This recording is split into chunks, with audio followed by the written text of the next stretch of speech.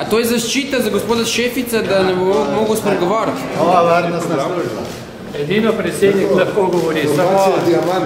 Formacija Diamant. Govorom z gospodom Šeficom. Pojasnil nam je vrsto tudi tehničkih detaljev, kako se dogajajo določene aktivnosti v Sovi.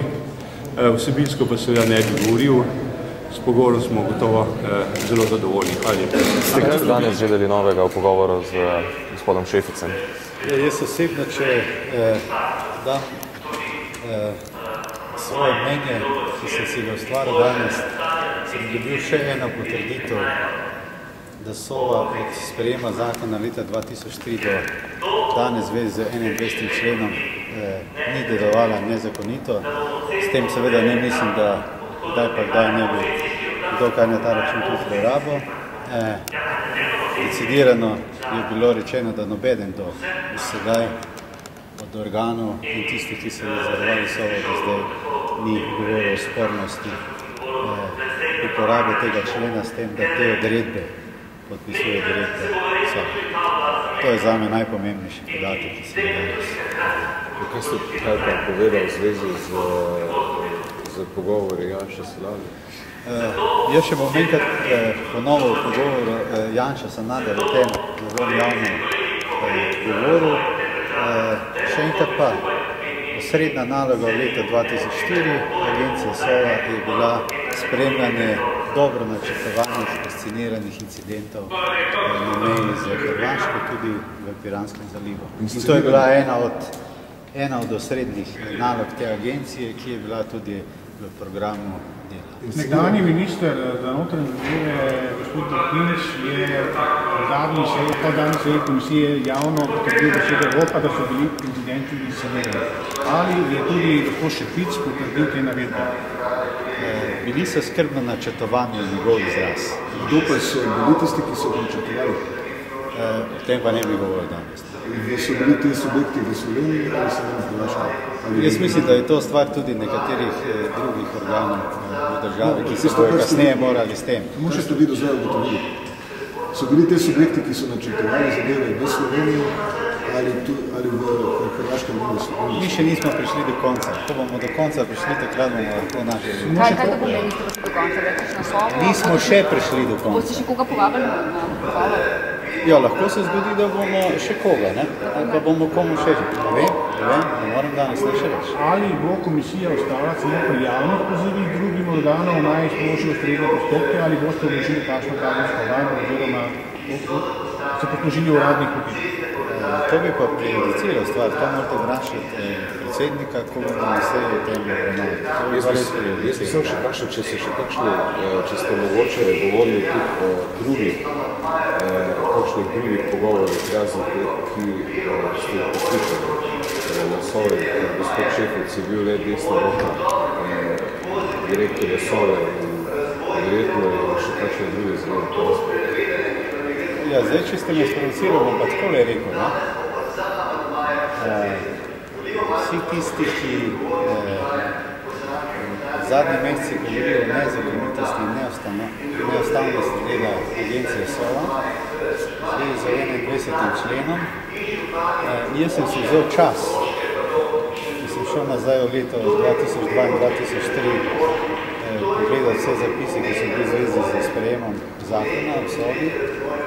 Moram reči, da tudi v drugi in tretji obravnavi, ko so bili amandmaji na 21. člen, tako kot je sedaj zapisan, ni bilo niti ene pripombe. Se pravi, da so se vsi za tem strinjali.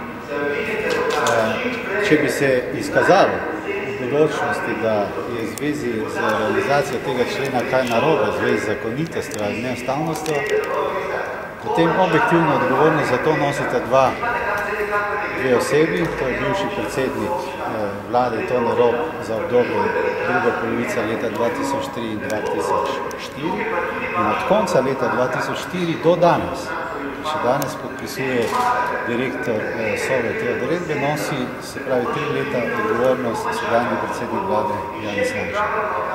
In tudi en direktor samo ni, so 3 direktorji, ne? je dr. Podbregar, je Matjaž Šinkovc, bivši direktor in je današnji direktor.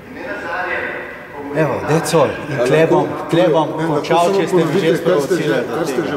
Tako da vse te ljudi bo lahko na koncu odvezal močečnosti in bojo pač še povedali. Jaz še pa vedno trdim, da je Sova vse do danes v zvezi z 21. členom delovala zakonito in v okviru ustave. A smo vas pravilno razumeli, besede gospoda Šefice v zvezi z incidenti so bile skrbno načrtovane? Da. Skrbno načrtovane. Gospod Petek, kaj se je danes na komisiji zvedelo novega, saj od gospoda Šefica? Od gospoda Šefica to, kar smo že vedeli, da se gospod Sanader in Janša nista dogovarjal o kakih incidentih v Piranskem zalivu. Je to gospod Šefic izrecno povedal danes? Gospod Šefic je govoril pošteno, resnično in gospod Šefic je profesionalc. A je uporabil gospod Šefic besedno zvezo, da so bili incidenti skrbno načrtovani? Vse je bila zaprta in to je vse, kar lahko povem. So bili, zdaj smo že to drugi slišali prvič od nekdanjega notranjega ministra, da ne bi bili incidenti skrbno načrtovani v letu 2004. Je to danes potrdil gospod Šefic? Se strani Janeza Janše in se strani gospoda Sanaderja ni bilo nobenih načrtov incidentov. To, da so bili skrbno načrtovani, tako se je izrazil vaš poslanski kolega in član komisije. Da so to besede gospoda Šefica? To niso besede gospoda Šefica. Kaj pa je, o čem pa je Šefic govoril? O tehniki dela 21. Kdo je podpisoval te odložbe? Tega ne morem povedati. Gospod Šefic, kot si že rekel, je bil zelo profesionalni in govoril resnico. Sicer pa smo se z gospodom Šeficem že večkrat sestavili in svojih izjav nismo imeli. Torej, incidenti niso bili nenačrtovani, incidenti ne samo, da niso bili načrtovani iz strani gospoda Sanaderja in gospoda Janše, ampak sploh niso bili načrtovani. Tako so bili spontani. Kako je za s tem incidenti? Tega ne morem povedati. Kaj nam pa lahko potem poveste, gospod Petek, no? Nekaj nam pa vsem povejte. Zelo malo. Vse je bila zaprta. Je bila uporabljena iz strani gospoda Šefica, torej besedna zveza, incidenti so bili skrbno načrtovani? Te besedne zveze jaz nisem slišal. Niste slišali? Mogoče sva s kolegom Kumrom sedela na drugi seji. Gospod Petek, kaj je vas zanimalo? Kaj ste vi zastavili, kakšno vprašanje gospodu Šeficu? Seveda sem zastavil vprašanje. Ampak kaj vas je zanimalo, na primer, konkretno? Vse je bila zaprta in tega ne morem povedati. Sem pa zadovoljen z odgovorom. Kako da potem vaš kolega Kumar tako z veseljem govori? Ne vem, prepustim mu to Je veselje.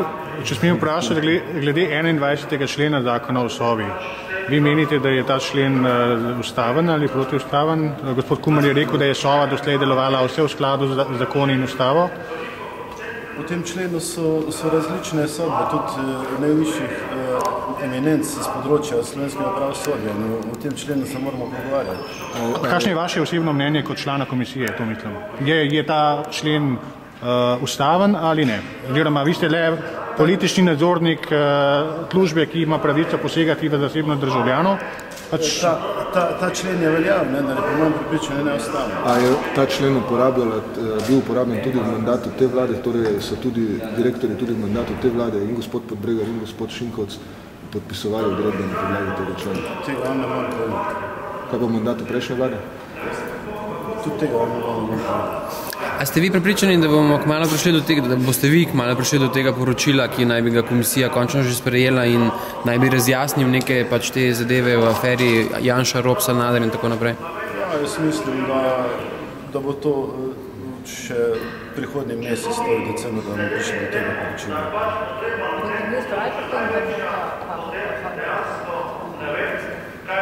Bom vztrajal na predsedniku komisije, pa je, jih bo poklical, ne bo poklical. Mislim pa, da je s tem pričanjem oziroma z tem sestankom, z tem pogovorom danes zadeva povsem jasna. V kakšnem smislu jasna? O tem, kar osebno že dolgo trdim. Torej? Da se niso dogovarjali z incidenti. Seveda. In da niso bili načrtovani incidenti. Seveda. Niso bili načrtovani. Se strani Janeza Janše in za gospoda Sanaderja ni šlo za nobene načrtovanje incidenti. Kdo pa je načrtoval te incidente? Te incidenti so se dogajali vsako leto. Spontano ali načrtovano? Vprašanje. Poznate odgovor? Poznate odgovor, pa ga ne morate povedati. Tega ne morate vedeti. Se pravi, veste pa, ali so bili načrtovani ali spontani? Različno. Se pravi, gospod Sanader in gospod Janša sta le mirila in gasila te incidente in se pogovarjala po telefonu v smislu miroljubnosti in nenačrtovanosti. Miroljubna koeksistenca. Hvala lepa.